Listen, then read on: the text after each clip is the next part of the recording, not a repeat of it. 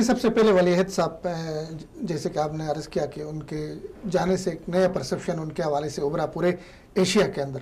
اگر میں بات کروں اس کے دورے کو لے کر مغربی میڈیا کی، تو مغربی میڈیا میں واشنگٹن ٹائمز میں اور بڑے بڑے وہاں کے جتنے اخبارات ہیں ان میں اس دورے کو بڑی اہمیت دی گئی.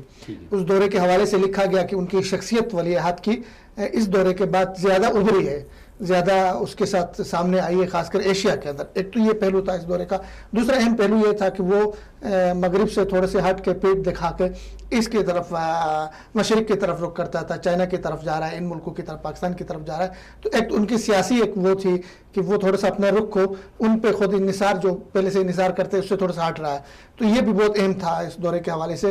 اور ساتھ میں ہمارے پاکستانی میڈیا میں جس طرح کا ایک وہ ان کا چہرہ پیش کیا جاتا تھا پہلے، وہی اکثر تبدیل ہو گیا. ہمارے اسٹیبلشمنٹ میں تو تھی ان کی وہ ایک اپروچ تھی، لیکن عوام میں ایک نئے مطلب رخ کے ساتھ، ایک نئے چہرے کے ساتھ اور ایک نئے لیڈر کے طور پہ ان کو جو ہے سعودی عرب کو ولی عہد کو دیکھا گیا وہاں پہ.